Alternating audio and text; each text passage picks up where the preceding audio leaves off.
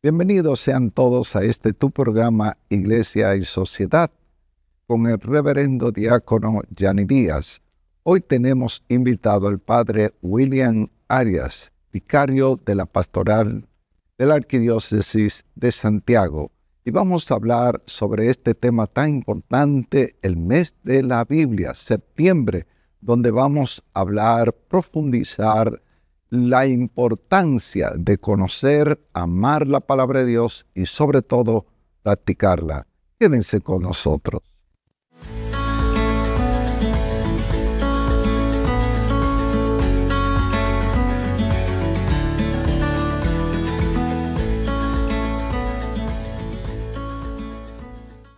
Amado Dios, invocamos tu presencia en este hermoso día que tú nos regales, para que tu palabra nos inunde, nos conceda paz, sabiduría, inteligencia. Sabemos que tú nos cuidas, que nos ama y que está con nosotros todos los días hasta el fin del mundo. Te alabamos y te bendecimos y te damos gracias, porque tu amor es infinito y nos acompaña siempre.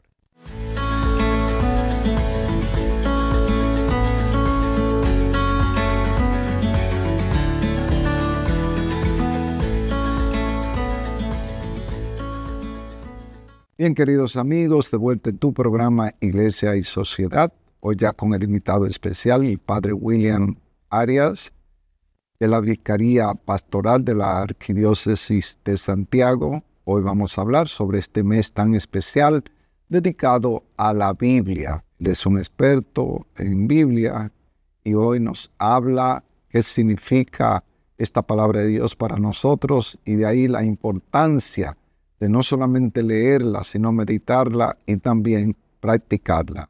Todos juntos le damos la bienvenida al padre William Arias. Padre, bienvenido al programa Iglesia y Sociedad. Gracias, pues se agradece la invitación y la oportunidad de estar de nuevo por acá y compartiendo sobre todo en este mes de septiembre, mes de la Biblia.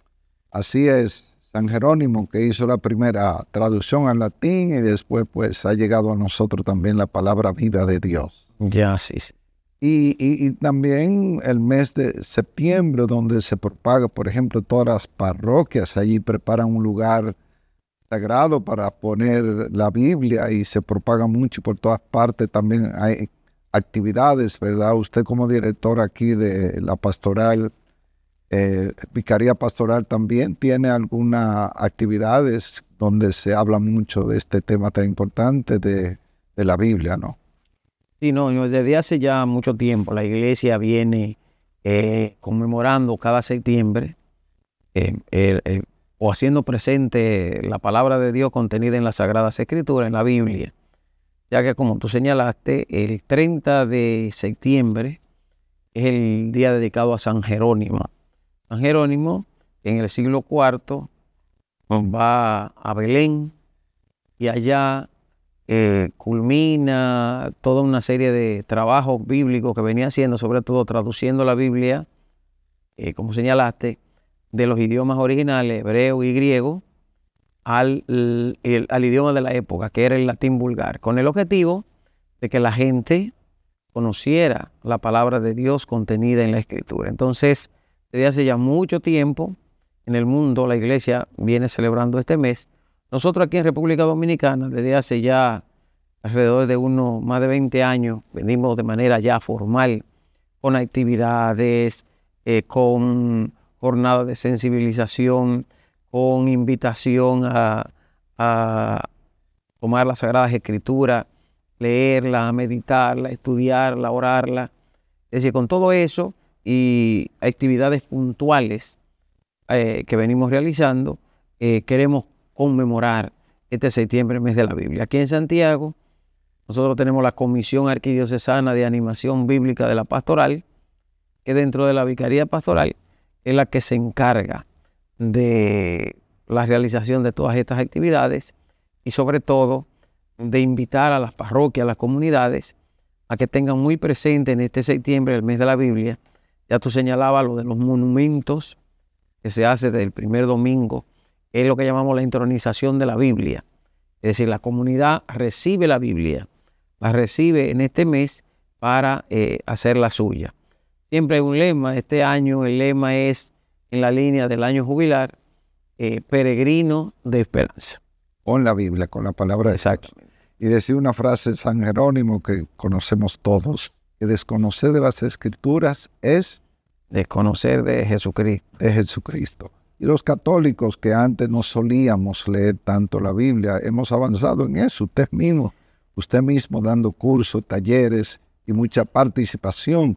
Yo leí el escrito que usted estuvo en camino, o sea, de todos los talleres que se han dado, de cómo activamente la iglesia está dando talleres y cursos de Biblia, ¿no?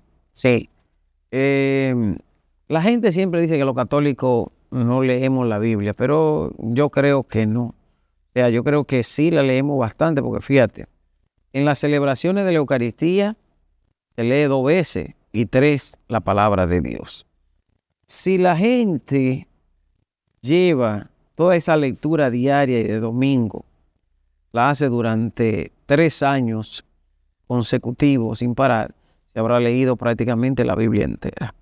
Entonces, nosotros los católicos leemos la Biblia. Ahora, esa parte que tú señalas, sí, nos hacía falta formación bíblica. Ya después del Concilio Vaticano II, hay una constitución que se llama Dei Verbum, donde ahí se invita a que la iglesia retome las Sagradas Escrituras, la dé a conocer, que crea una especie de apostolado bíblico, se hagan traducciones que la gente sean asequibles a la gente. Entonces, a partir del Concilio Vaticano II comienza, porque quieras o no, desde el siglo XVI hasta el Concilio Vaticano II, hasta el siglo XX, hay lo que nosotros llamamos el invierno bíblico.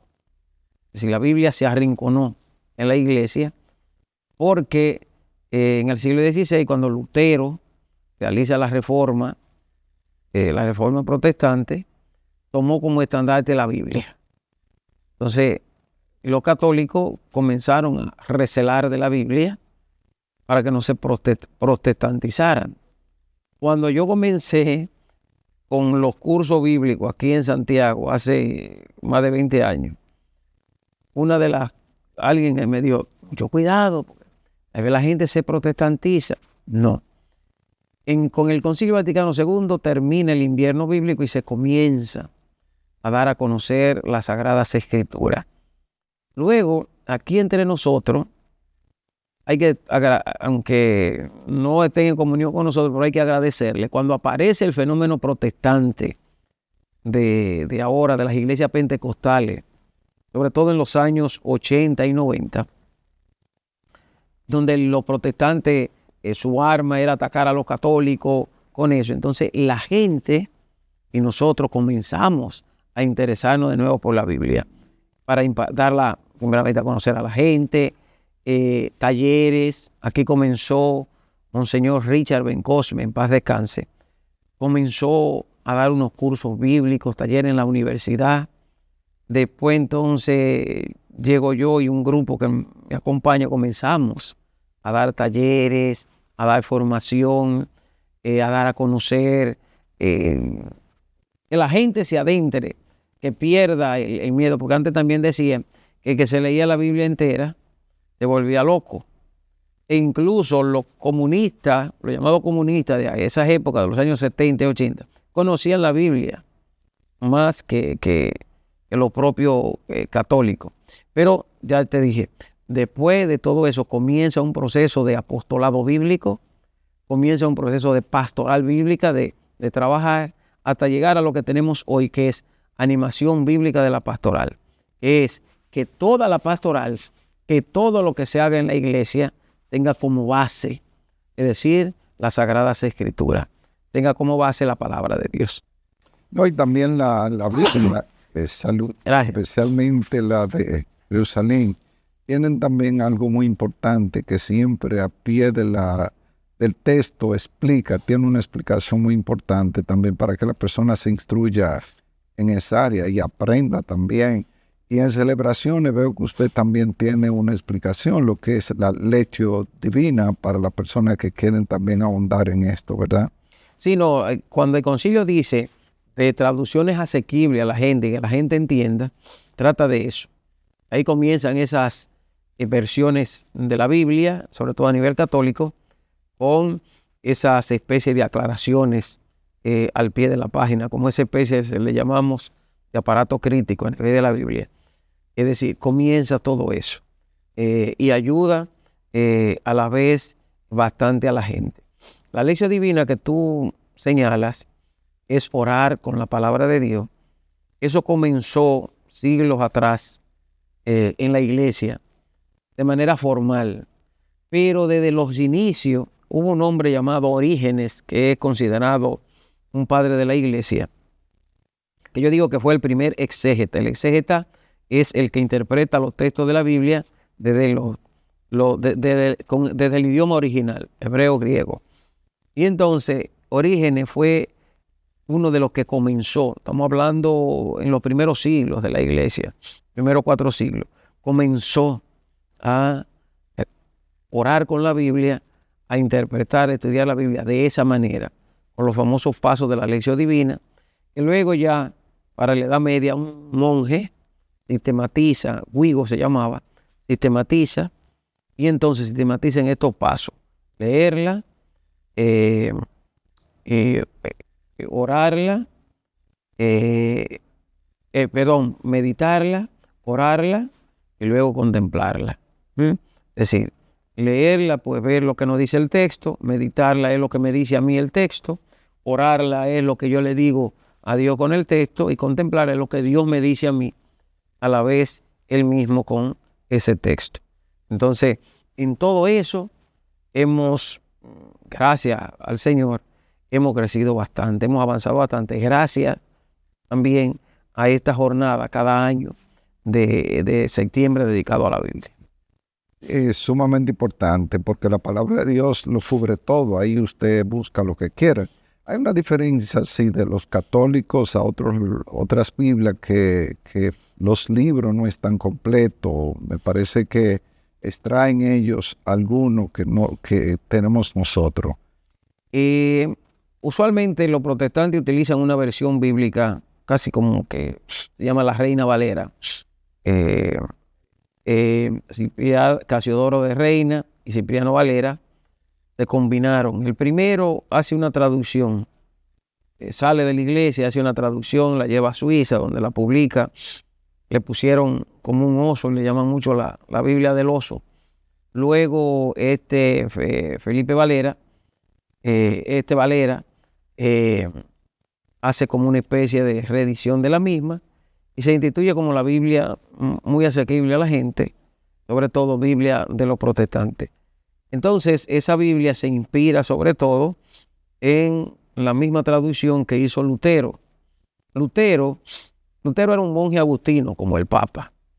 Y Lutero era un hombre muy inteligente. Conocía bastante el hebreo. Conocía bastante. Lamentablemente, él tenía buena intención, lo que quería hacer. ¿Sabes? Como dicen, de buena intención está lleno el camino al infierno o al purgatorio. Pero lamentablemente se politizó. Se dejó influenciar de los príncipes alemanes, de los reyes alemanes de esa época, y su movimiento cayó. Lutero quería que la iglesia volviese a los orígenes. Y el mejor camino para volver a los orígenes es las Sagradas Escrituras. Entonces él quiso poner, como lo hizo en su momento San Jerónimo, poner la Biblia en manos del pueblo, de la gente. Entonces la tradujo al alemán, pero no la quiso traducir de la versión de Jerónimo, de la Vulgata, que era la que estaba, sino ir a los originales, al hebreo y al griego. Entonces en el texto del Antiguo Testamento nos llega a nosotros en hebreo y en griego. El Nuevo nos llega en griego solamente. Entonces el texto del Antiguo Testamento en hebreo, hay unos 7 libros que no están, porque o se perdieron o se tradujeron después. Y en el texto griego están 7 libros. y unos versículos de Esther y unos capítulos del libro de Daniel, más que en el texto hebreo. Entonces, Lutero, que quiere llegar a los orígenes, traduce la Biblia del Antiguo Testamento del texto hebreo, del hebreo. Y entonces obvia esos 7 libros que estaban en griego. Pero no es que él lo consideró como, hay muchos por ahí que dicen que esos son apócrifos, que no son revelados. No. Él incluso lo pone como un apéndice de su Biblia y considera que esos libros a la vez que son edificantes. Y así, entonces, a partir de ahí es que viene la diferencia entre la Biblia católica y la protestante. Nosotros tomamos como base los libros que están en griego y los que están en hebreo. Los protestantes, en este caso Lutero, tomó solamente los que estaban en hebreo del Nuevo Testamento. ¿Por qué la iglesia toma como base los libros que están en griego del Antiguo Testamento? Porque precisamente esos libros donde las comunidades, las primeras comunidades cristianas o la primera comunidad donde floreció el cristianismo, era que conocían el Antiguo Testamento en griego. Y además, las citas que hacen los evangelistas, que hace Pablo, que hacen los demás libros de la Biblia del Antiguo Testamento, no lo toman del Antiguo Testamento en hebreo, lo toman del Antiguo Testamento en griego. Entonces, por eso la Iglesia católica ha defendido siempre estos 7 libros, y cuando Jerónimo lo traduce precisamente con estos 7 libros. Hay libros del Nuevo Testamento, es bueno señalar, que también Lutero dejó un poco pasar por alto, que después la iglesia protestante han ido asimilando, como por ejemplo el caso de la Carta a Santiago. En la Carta a Santiago habla fe sin obra no es válido, y una cosa de la que Lutero se afianzó mucho fue la sola fe. La sola fe. Solamente eso. Entonces, tal vez de ahí por eso el rechazo a lo de la Carta a Santiago. Pero esa es la diferencia que hay entre la Biblia católica y sobre todo la Biblia protestante. Muy bien. Una pregunta. En esta traducción que él hace, por ejemplo, ¿hay similitud también de lectura y de entendimiento igual que la católica, o hay versículos también que se cambian un poco, ¿no? Porque, por ejemplo, yo hablaba que cuando una persona dice Jesús al buen ladrón, hoy mismo estará conmigo en el reino de los cielos. Y él me decía, no, eso no dice así. Hoy mismo te aseguro que tú estarás un día en el reino de los cielos. O sea, eso hay palabras que también que se traducen o sufren un cambio también. Hay unos criterios bíblicos que se llaman del sentido del texto. El sentido pleno, el sentido literario y el sentido literal. El sentido pleno es tratar de llegar a lo que verdaderamente el autor sagrado quiso a la vez expresar, que toda la Biblia lo deben de tener. El literal es cuando tú tomas a sí mismo como dice ahí. Y el literario es cuando tú tomas en cuenta los factores que influyen en la conformación del texto, como por ejemplo la historia, la cultura, el género. Hoy día está muy en boga, la mayoría de estudiosos de la Biblia, el sentido literario.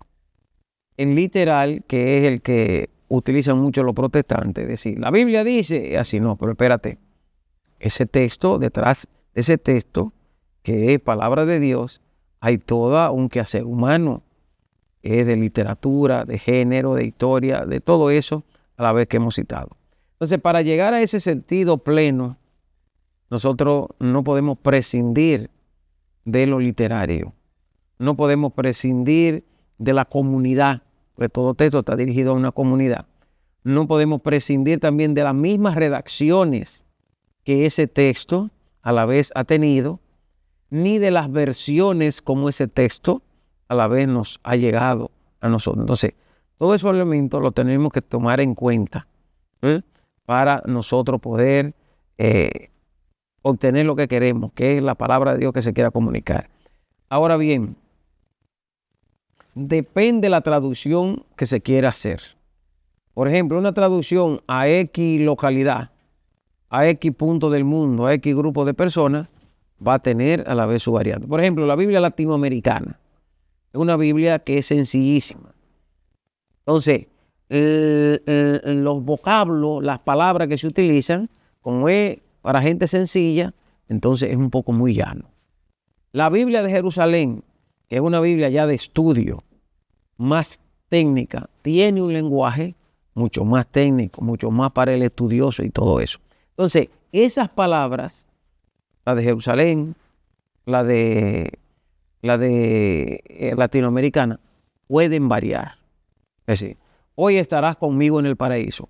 Hoy te lo aseguro, estarás conmigo en el paraíso. Pues el aseguro, tal vez a niveles técnicos, puede ser más, pero a niveles sencillos, se entiende a la vez más fácil. Hoy estará y ya, a la vez. Entonces hay esas variantes, pero es en cuanto a la traducción, no en cuanto al sentido pleno que se busca, de que eso lo tienen que tener todas las versiones. Porque entonces si aliteró, es decir, si alteró algo de eso, entonces ya ahí cae en este caso.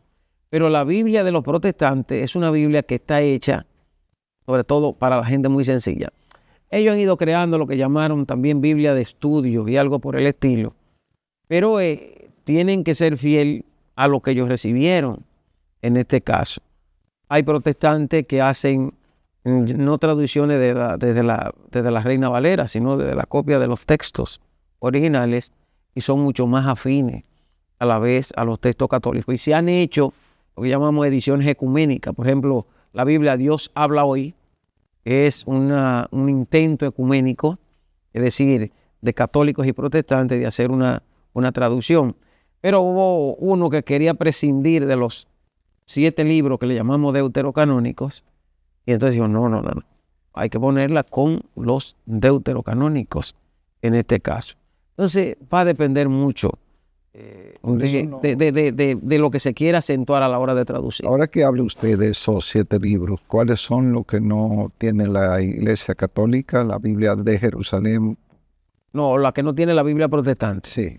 No son lo que hablábamos ahorita, de esos 7 libros. Está el libro de Judith, está el libro de Tobías, está el libro del Sirácida o Eclesiástico, está el libro de Sabiduría, está el libro de los Macabeos, está el libro de Tobías. Esos son los 7, pero los Macabeos son 2. Y hay un versículo, el versículo 10-14 del libro de Esther y unos capítulos, el capítulo del 10 al 13 del profeta Daniel. Esos son los que no están en la Biblia protestante. Entonces la católica tiene ¿cuántos libros? Nosotros, la Biblia católica tiene unos 73 libros. ¿Y la de ellos? La de ellos, 66 libros en este caso. Muy bien. Pero en cuanto al Antiguo Testamento. Sí, pues bien, vamos a una pausa en este momento y regresamos enseguida. Quédese con nosotros para seguir hablando sobre este tema tan importante, la palabra de Dios.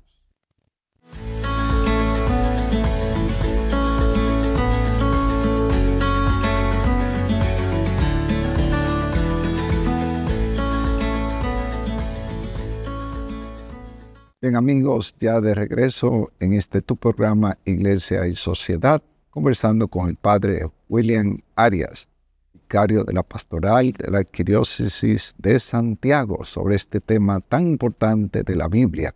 Como decía San Jerónimo, que lo acabamos de repetir, conocer a Cristo conocer las Escrituras es conocer a Cristo, o si no, no se conoce. No se conoce. Usted lo está dando a conocer. ¿Qué tenemos en este mes? Cursos, talleres, donde la persona para conocer la Biblia, para entenderla, para profundizar, porque hay muchas personas ahora, tantos laicos que surgen por todas partes, que quieren predicar, que quieren enseñar al pueblo. ¿Cómo podemos aprender?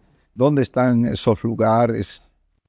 Bueno, aquí en Santiago, yo decía ahorita que tenemos lo que llamamos la Comisión de Animación Bíblica de la Pastoral, que es la que coordina todos los trabajos bíblicos que vamos haciendo. Cada año nosotros tenemos un curso que se llama de animadores bíblicos, de enero a septiembre, en la Pucamaima todos los miércoles. Hay un grupo de 20 y tanto que siempre tratamos de que no pase de 30 a lo sumo en este caso. Entonces tenemos ese curso. También hay un programa que se llama La Luz de la Biblia en Radio Luz, semanal. Hay publicaciones, hay también pues talleres que se le invita a los miembros de la comisión y todo eso. O sea, hay un trabajo continuo a nivel de la diócesis sobre la Biblia.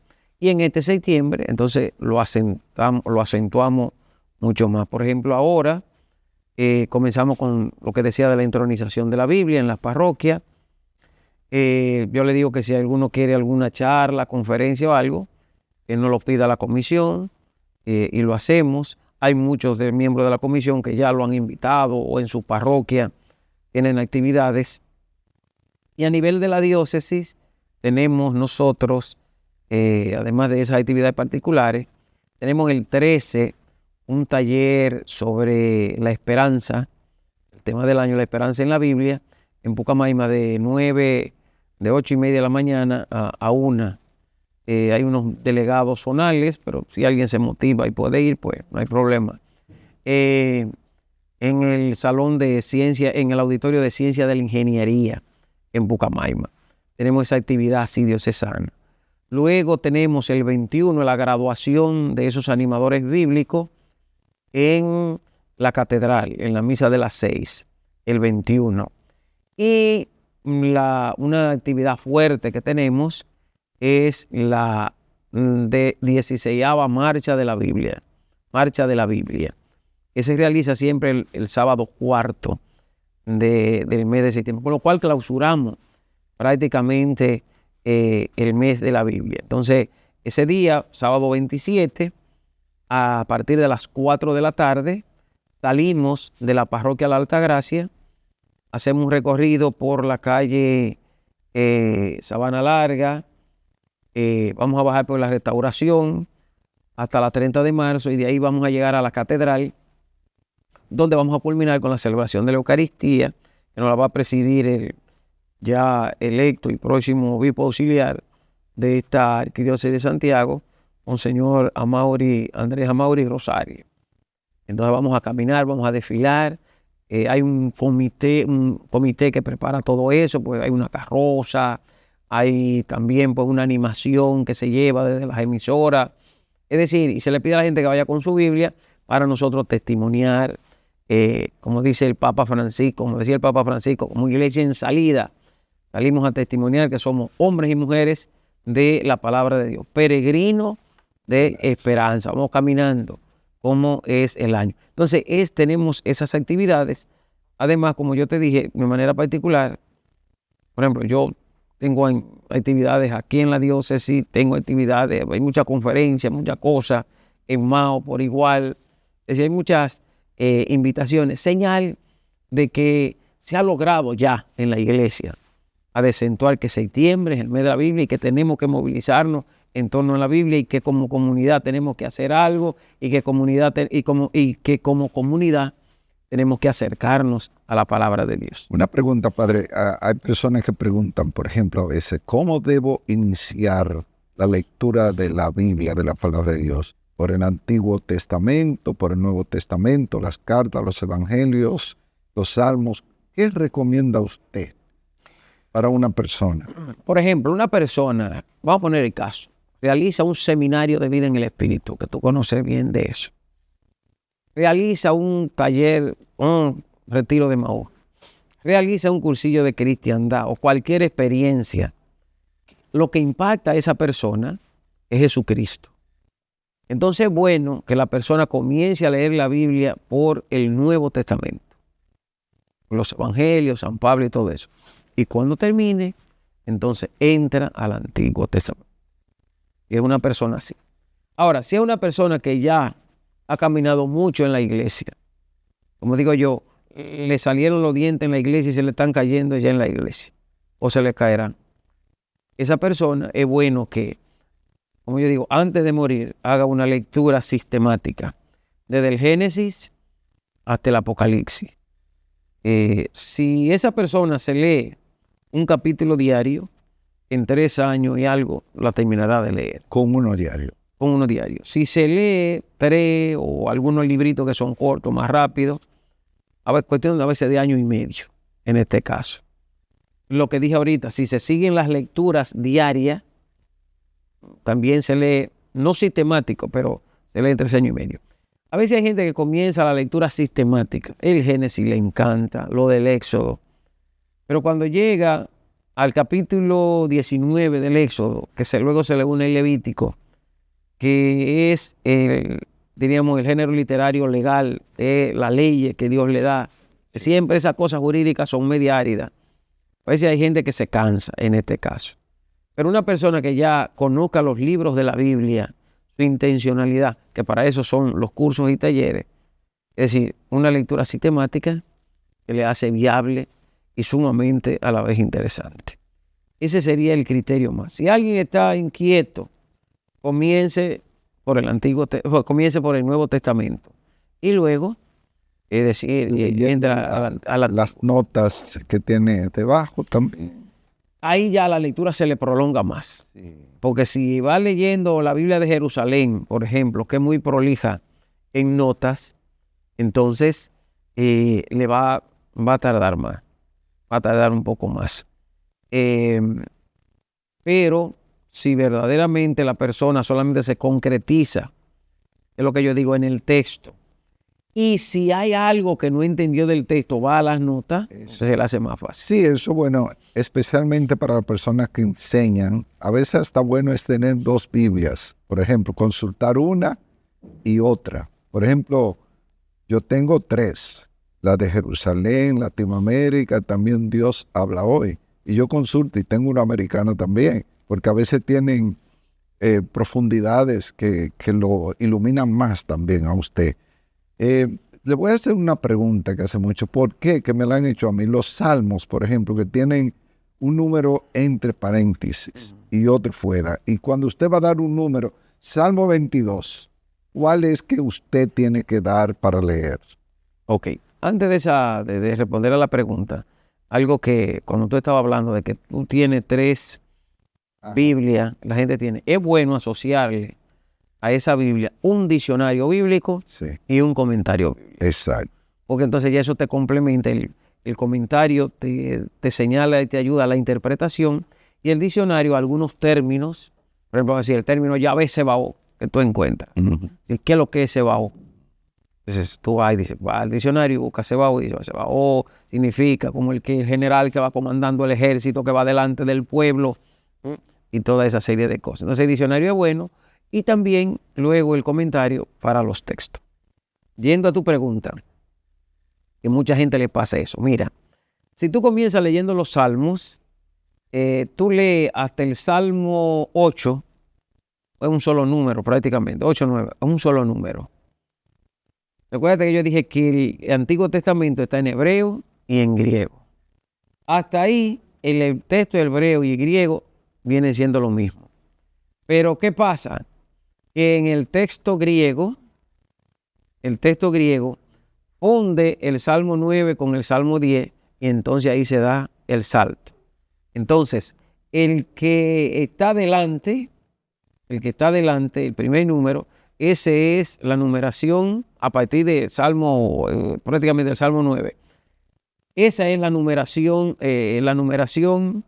en el texto hebreo. Y la que está entre paréntesis, a partir de ahí, es la que está del texto griego, en este caso. Entonces, en el Salmo 9:10, el texto griego se unifica. El texto hebreo sigue de manera particular. Pero entonces, el que está adelante es el hebreo, el que está entre paréntesis es del texto griego. Nosotros, ¿cuál debemos usar de los? A veces hay versiones, por ejemplo, ayer yo estaba en una charla y entonces tenía que hablar de los salmos. Entonces me lo citaba en griego. Me citaba el texto griego. Por ejemplo, el Salmo 84, y el Salmo 84, entre paréntesis 85, es decir, que era el mismo, está este versículo, la justicia y la paz se abrazan, en otro dice la justicia y la paz se besan. Entonces, decía el Salmo 84, 85. ¿Por qué? Porque donde me lo citaba, me daba 85. Incluso a mí siempre yo digo Salmo 84. Yo, pero ¿qué? Cuando voy, digo, ¿verdad? Sí, a veces pasa así. Pero la citación siempre es el primero. Siempre es el primero. Entonces, sobre esto, ¿qué consejos prácticos nos da usted en este día para leer la Biblia, llevarla a un conocimiento pleno en nuestra vida, orar con la palabra de Dios? Se profundiza mucho y también la palabra de Dios santifica mucho a la persona, ¿verdad? ¿Cuáles son los consejos que en este día usted nos da para seguir leyendo la Biblia, profundizando y también orando por ella? San Agustín decía, era un gran conocedor de la Biblia, fundador en el que se basa la congregación del Papa León XIV. Él decía que el segundo libro a través del cual Dios nos habla nos lleve a entender, nos ayude a entender el primer libro a través del cual Dios nos habla, que es la vida. La Biblia es para ayudarnos a nosotros a entenderla. ¿Qué Dios que me habla por la Biblia, que le habló a los discípulos por mediación de Jesucristo, que le habló al pueblo de Israel por medio de los profetas y de los escritores sagrados? ¿Qué Dios me dice a mí ahora, en mi vida? Entonces la Biblia me ayuda a entender. Dios sigue hablando, me sigue hablando. Pero ese libro está para ayudarme a entender lo que Dios a mí, en el momento actual de mi historia, me quiere a la vez decir. Entonces, ese es el punto de partida. Entonces, para yo saber, tengo que leer. Entonces, lo primero sería adquirir una Biblia. Luego, leerla, estudiarla. Acompañar ese estudio, ya yo te dije, en la posibilidad de tener su diccionario y su comentario. También de hacer su tallercito bíblico. Es importante a la vez que ayuda. En las casas nuestras, a veces, tú llegas a alguna casa y hay una Biblia enfrente ahí. Abierta. Con un número de salmo.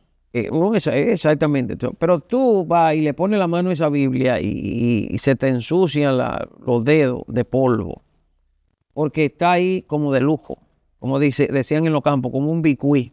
Un salmo preferido. Eso, pero en realidad, porque nadie la usa. Entonces, la Biblia es para eso.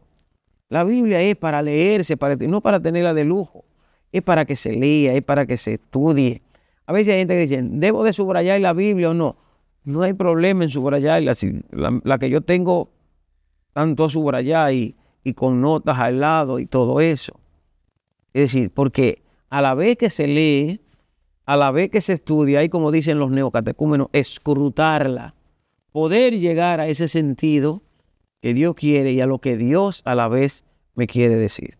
Entonces, importante adquirirla, leerla y estudiarla, ayudar a interpretarla, a comprenderla. Entonces ahí entran los comentarios, los libros auxiliares, los talleres, los cursos, y rezar con ella, que es lo que habíamos hablado ahorita de la lección divina, y lo más importante, llevarla a la vez a los demás. No tipo protestante, lanzando versículos al aire, no, sino ayudando a la gente que entienda y comprenda su vida y lo que Dios quiere de su vida a la luz de esa palabra a la vez que tú le llevas. Y eso es tan beneficioso que hay mucha gente que han cambiado y transformado su vida así. Y hay un ejemplo por ahí, ya él murió, de uno que aprendió a leer, fue leyendo la Biblia. Él era un haitiano que vino a este país, se llamaba Marcial, ya murió. Incluso hasta fue presidente de asamblea. Bueno, pues déjeme decirle que le hicimos una casa a él que nos la solicitó Monseñor Plinio. Ya, exactamente. Sí, Plinio, le hicimos una casa a él. Pues a Marcial le decían en el Ingenio Abajo, el hombre de la Biblia, porque él andaba con una Biblia y evangelizó. Gran evangelizador de ese lugar, del Ingenio Abajo, fue Marcial, ya murió. Pero en Haití él contaba, en Inver, que fue donde él llegó, él no sabía leer español, y llegó donde los padres y le dijo que quería una Biblia y que quería que le enseñaran a leer la Biblia, y él aprendió precisamente, y sus predicaciones eran sumamente bíblicas y muy bien. Entonces, hasta para eso ayuda la Biblia. Pero sobre todo entre nosotros, para lograr esa sintonía espiritual. El Salmo 119 dice, tu palabra o tu ley es lámpara para mi pie, o luz, traducen también luz para mis pies, otros dicen luz para mis pasos. El asunto es, el sentido de ese versículo es que la palabra de Dios está para iluminar mi vida, para guiar mi existencia, para decirme por dónde que yo debo caminar y por dónde no debo de caminar, qué terreno debo de pisar y qué terreno no debo de pisar. Es decir, también para servirme como luz en el camino que me lleva precisamente a la presencia de Dios. Y sobre todo para descubrir lo que Dios quiere de mí mientras esté en este mundo. En la palabra orante también. Y depende también de la persona. Entonces, porque si una persona ha sido tocado y quiere un día enseñar, predicar, adherirse, ya tiene la responsabilidad de instruirse, hacer talleres, cursos también. Depende de lo que la persona quiere hacer. ¿Cómo las personas pueden enterarse de dónde se dan estos cursos de Biblia que siempre son constantes, ¿no? Que se están dando todo el año, ¿verdad? Se termina uno, comienza el otro. Es con el arzobispado, me imagino, ¿sí? Nosotros tenemos, como ya te dije, la Comisión Arquidiocesana de Animación Bíblica de la Pastoral aquí en Santiago. Hay una comisión nacional y en cada diócesis hay alguien responsable. En algunos hay comisiones, en otros hay una persona, una religiosa, laicos responsables. Entonces, aquí en Santiago nosotros tenemos cada año ese curso le llamamos de formación de animadores bíblicos. Se busca, es todo un curso donde la persona, vamos a ver de manera introductoria, todos los libros de la Biblia lo vemos, todos, los 73 libros, lo vemos ahí en ese curso, de manera introductoria porque es bastante extenso. Él le ayudará a la persona para adentrarse en el mundo de la Biblia y por lo menos las líneas generales, principales, para poder interpretar y conocer el texto. Eso usualmente en enero hacemos esa inscripción. Ya te dije del programa La Luz de la Biblia en Radio Luz. Celebración usted. Celebración, escribe, sí, y en Amigos del Hogar, escribimos también, sí, todos los meses, revista Amigos del Hogar, la revista Palanca de los cursillistas, varias. Pero sobre todo el que quiera algún curso, algún taller, puede dirigirse a un servidor, puede dirigirse a un miembro de la Comisión Vicaría de Biblia, tenemos la oficina ahí en el arzobispado, o a la Vicaría a la vez de pastoral. Y también nosotros hemos editado libros. Hay unos cuantos libros que tenemos que la persona lo puede seguir. Hay unos cursos de iniciación y pastoral bíblica, lo puede adquirir en Amigos del Hogar y lo puede seguir la persona también. Tenemos también otro para conocer los evangelios. Ahora tenemos también uno que se llama Peregrino de Esperanza. Son 12 lecciones divinas para este año de jubilar y para a la vez este mes. Yo también tengo un libro que se llama Para Caminar por la Biblia, donde también pues se tratan una serie de aspectos. Entonces, todo esto lo hemos querido hacer de manera sencilla para que la gente lo use ella misma y pueda, entre ellos mismos tener su cursito bíblico. Hay una experiencia muy bonita de un grupo de vecinos que una vez se sentaban después de la cena, ahí a las 7 de la noche, ¿sabes? Siempre a repasar los acontecimientos del lugar, pues no decir, llevar la vida de los otros, chismear. Entonces un día uno de ellos dice, señores, pero en vez de estar nosotros así, ¿por qué no aprovechamos para aprender alguna cosa? Como por ejemplo manejar la Biblia. Y entonces se dirigieron a nosotros y entonces pues se le dio un curso de Biblia y a ellos pues eso le ayudó bastante. Claro, claro.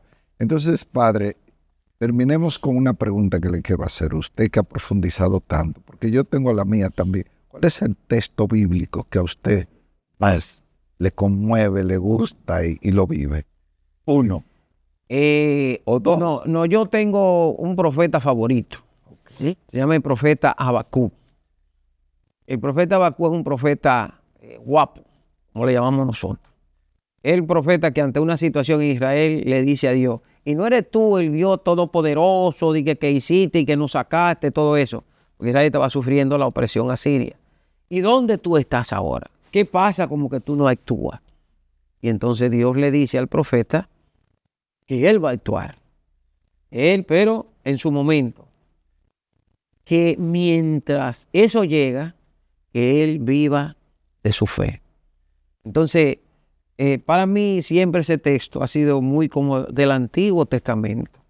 Del Nuevo Testamento, sobre todo la declaración de fe, porque hay dos declaraciones de Pedro, que son dos.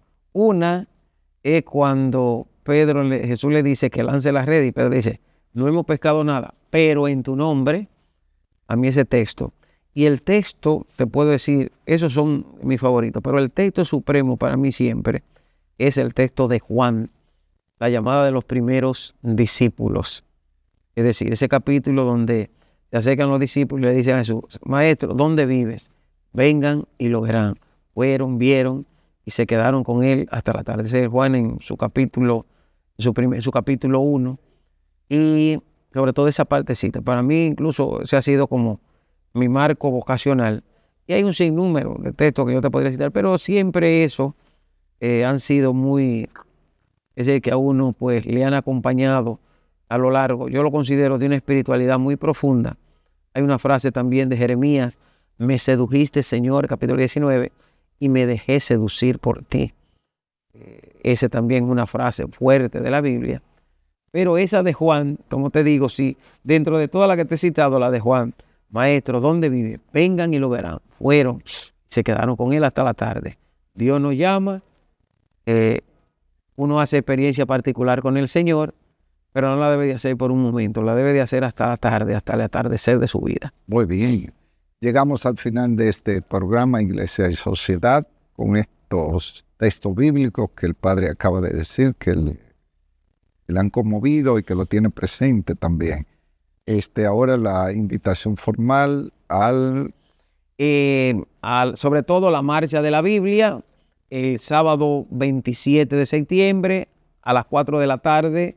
Vamos a salir puntual a las 4 en punto, a marchar por las calles del centro de la ciudad hasta la catedral, donde celebraremos la Eucaristía y clausuraremos el mes de la Biblia, en la Eucaristía presidida por Monseñor Amaury Rosal.